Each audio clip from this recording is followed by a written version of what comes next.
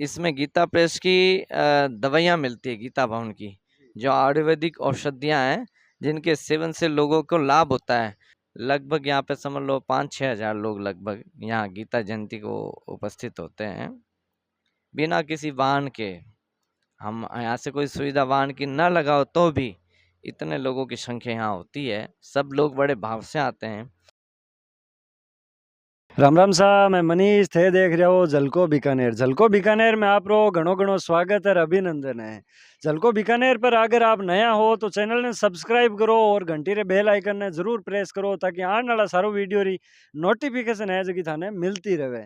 तो आज मैं पहुंचे हाँ बीकानेर ले श्री मुरली मनोहर धोरा अर्त्रा महान संत श्री स्वामी राम सुखदास जी महाराज ओ महाराज है जगह ओ धोरो बसायो हो ओ मंदिर री गौशाला री स्थापना करी जद सु ही वो चाल रियो है। अभी रे मायने स्वामी राम सुखदास जी महाराज रा चेला है जगह विराजमान है। बासु आपा बात करा ला अटे काई है, काई व्यवस्था है, काई सुविधा है, काई रो उद्देश्य है, बा सब आपा बात आ महाराज जी सु जानकारी लेवाला थाने इसु रूबरू करावाला, बिल्कुल सारी बात बतावाला।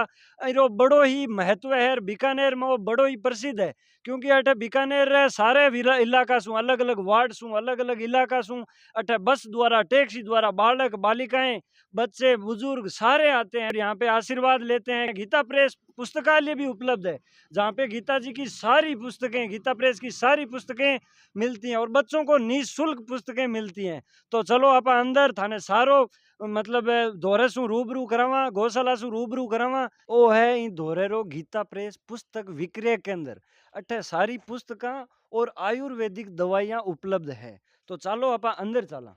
ओ है हरिद्वार गंगा जी रो गंगा जल जको बीकानेर में गंगा जी सु लाणो थोड़ो इम्पॉसिबल या दोरो रेवे, तो अठे सीधो गंगा जी सु अठे गंगा जल लायो जावे, एकत्रित करियो जावे और अठे सु किन्ने भी जरूरत पड़े तो निःशुल्क जितो चाहो बितो ले जाओ।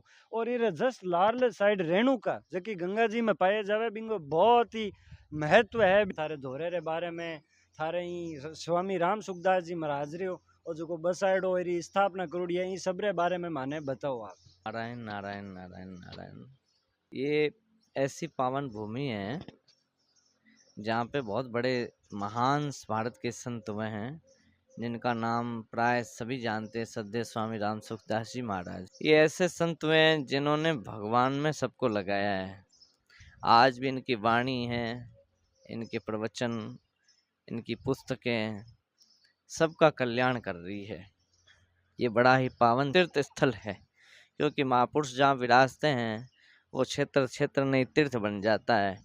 यहाँ अनेक भागवत का, गीता का, रामायण का कई पाठ हुए हैं और कितनी यहाँ पे सत्संग हुई है।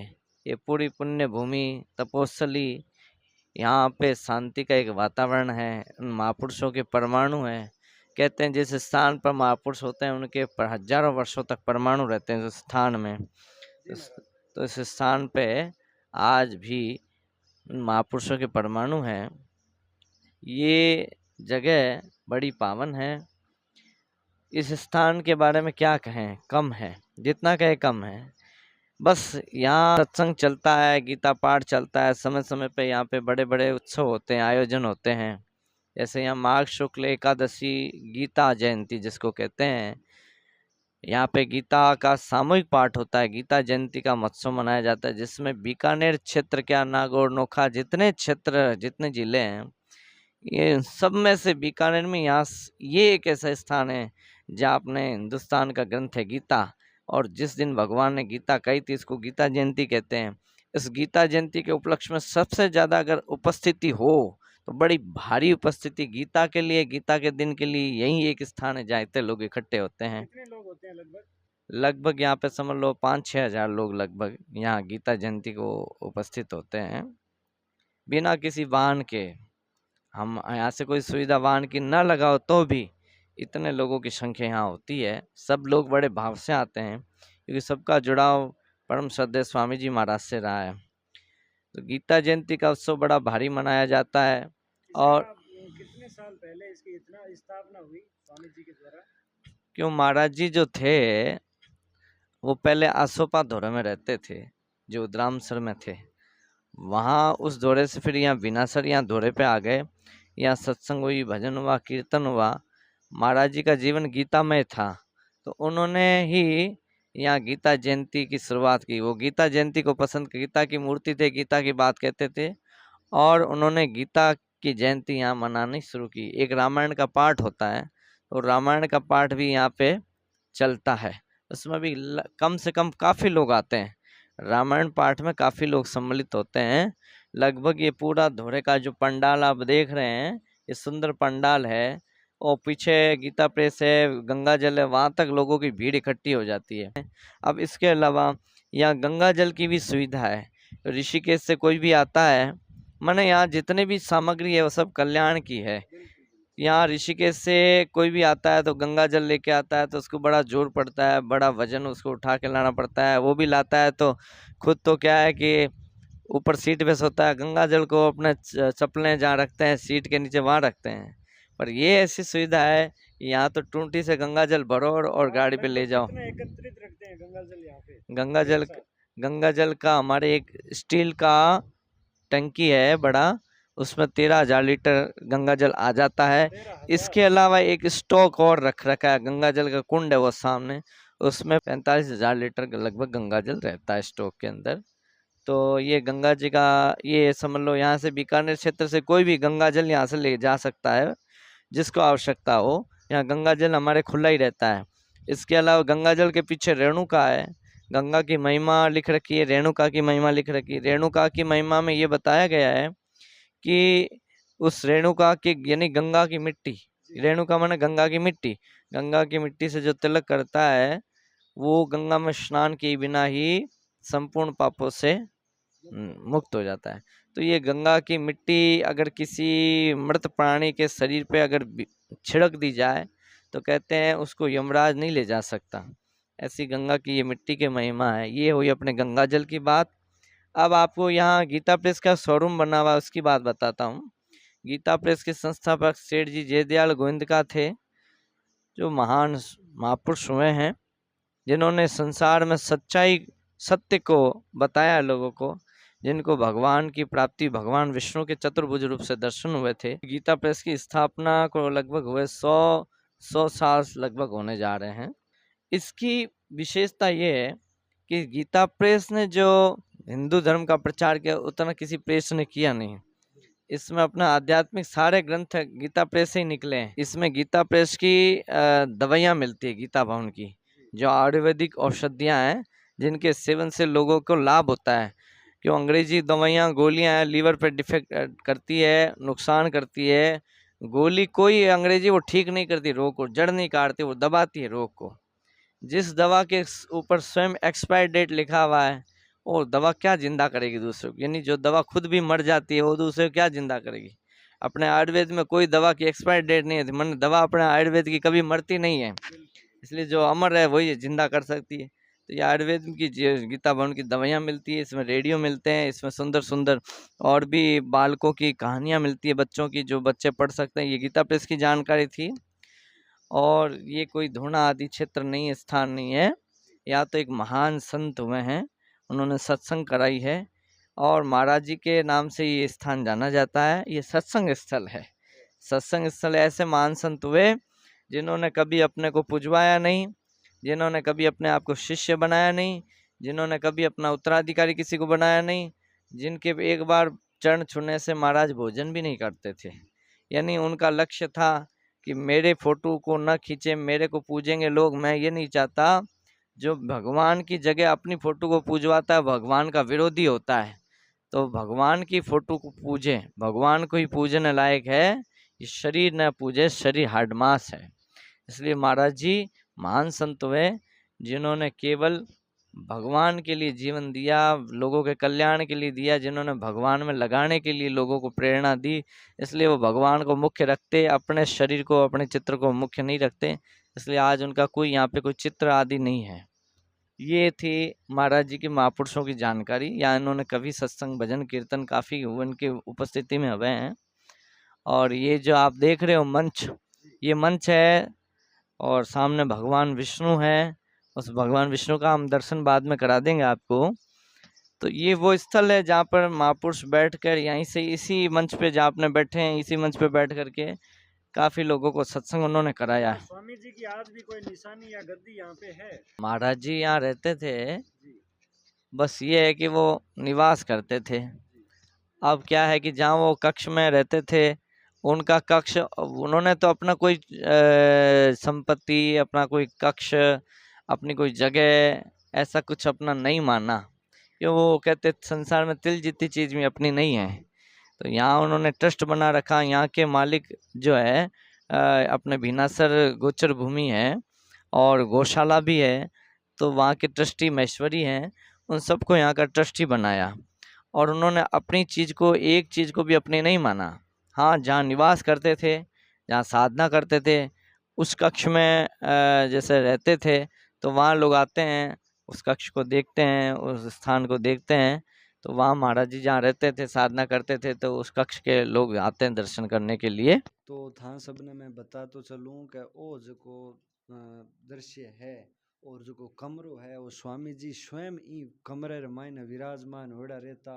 अठ बे जाप करता, भगवान ने पूजता, भगवान री माला फेरता और स्वामी जी रो खुदरो आसन है ई पर स्वामी जी श्री राम सुखदास जी महाराज स्वयं ई पर विराजमान रहता। आज भी बारी जगह 12 जका लिखुड़ा उपनिदेश है बेई है बा कदी आपरी फोटो बारी कदी आई कौन ई वास्ते बारी फोटो कटे ज नहीं है। 12 जका लिखुड़ा ग्रंथ है बे आज भी अठा बारी गिद्दी पर रखोड़ा पड़िया है, सांबर रखोड़ा पड़िया है। ओ बारो खुदरो कमरो है। ये एक संत की वशियत पुस्तक है। इसमें उन्होंने खास ही कहा कि एक संत की वशियत क्या होती है। विशेष उनकी वशियत की भावना जो लिखी है उन्होंने यही थी कि मेरे नाम की कोई जगह नहीं, मेरा कोई भी स्थान नहीं, मेरी कोई वस्तु नहीं। उन्होंने किसी चीज़ को अपना नहीं माना, लेकिन लेकिन एक भी चीज़ को उन्होंने अपना नहीं माना। अपने मन से उन्होंने किसी चीज़ को स्वीकार नहीं किया। उन्होंने केवल भगवान को अपना माना कि मेरे भगवान हैं, मैं भगवान का हूँ। यही बात सबको दी। और ये वही कक्ष है जहाँ पे वो निवास करते थे। और आज भी उस कक्ष को जैसे जैसे वो बैठते थे जहाँ पे, तो वो जैसे एक पाटानुमा एक गद्दी लगी हुई है जहाँ पे भगवान के चित्र है।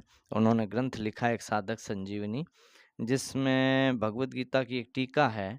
उन्होंने कहा कि साधक को कहीं जाने की, किसी से पूछने की ज़रूरत नहीं। ये एक पुस्तक अपने पास रखे, उम्र भर किसी पुस्तक की ज़रूरत नहीं। इस ग्रंथ को पढ़ने से ही उसको समझ लो जीवन में लाभ हो जाएगा और वो अपना कल्याण कर सकता है इस ग्रंथ को पढ़ कर के। और संसार में रहना, जीना, करना सब कुछ इस ग्रंथ के अध्ययन से उसको आ जाएगा। तो ये वो ग्रंथ है, रखा हुआ भगवान का चित्र है। ये खिड़की लगी है, यहाँ से महाराज जी जब रहते थे तो खिड़की से माताओं को दर्शन देते थे। महिलाओं का प्रवेश अंदर वर्जित है, इसलिए महिलाओं को प्रवेश नहीं है, तो खिड़की से ही वो लोग महिलाओं को दर्शन देते थे महाराज जी। भाई लोग आते थे, अंदर दर्शन करते थे, सत्संग की चर्चा करते थे। और महाराज जी यहाँ रात्रिकालीन साधना में बैठते थे और प्रातः 5 बजे बाहर आते थे। वो प्रातःकालीन प्रार्थना होती थी, लोगों को सत्संग कराते थे और भगवत चर्चा होती थी।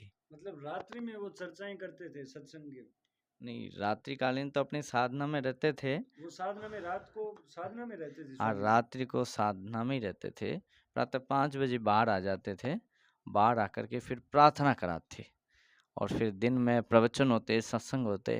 उन्हें रात्रि से जगना होता, फिर सवेरे भी प्रवचन सत्संग आदि में रहता। विश्राम उनको बहुत कम मिलता, विश्राम बहुत कम करते थे। उनका जीवन का उद्देश्य लोगों को भगवान में लगाने का है, तो इसलिए वो इसी लक्ष्य में लगे रहते थे। वैसे भी भगवान में जो लगते हैं, उनकी निद्रा, उनकी भूख, उनकी प्यास, ये सब कम हो जाती है। भगवान में लगने से ये सब ऑटोमेटिकली कम होती जाती है। भगवान में लगता है जो प्राणी, उसको भूख कम लगने लगती है, उसको नींद कम आने लगती है और उसको प्यास कम लगती है। तो ये भगवान में लगने की ये सब क्या है कि महिमा है। तो ये महापुरुषों की बातें हैं।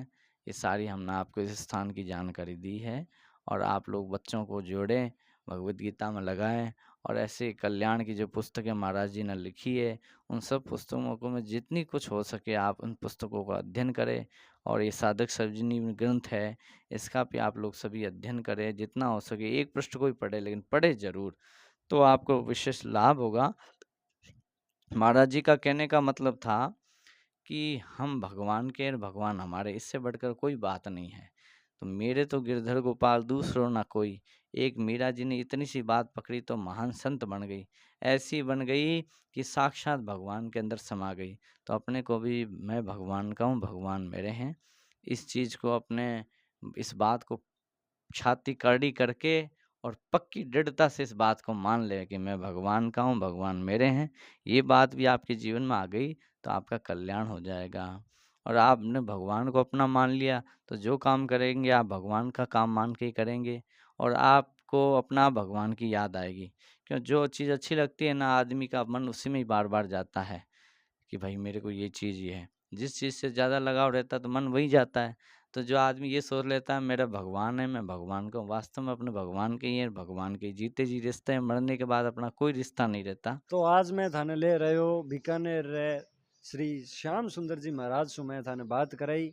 आपा ने बड़ी अच्छी अच्छी हिंदू धर्म री बातें बताई। स्वामी जी रे बारे में आपा ने जितो नॉलेज नहीं हो बा बात हो सके थाने कया ने नॉलेज हुए, पर बहुत सारा ने नॉलेज को नहीं हो बाने नॉलेज हो। स्वामी जी री जकी खुद री जकी कुटिया है जको खुद रो जको बैठने री जको कक्ष हो बी खुद ने मैं थाने रूबरू करायो। तो आप फिर कदी मिलांगा। अट दीतवार हमारा जगदिन अट शिष्य आवे भगवत गीता रा पाठ करे, अच्छा अच्छा संस्कार ग्रहण करे। राम राम सा, धन्यवाद।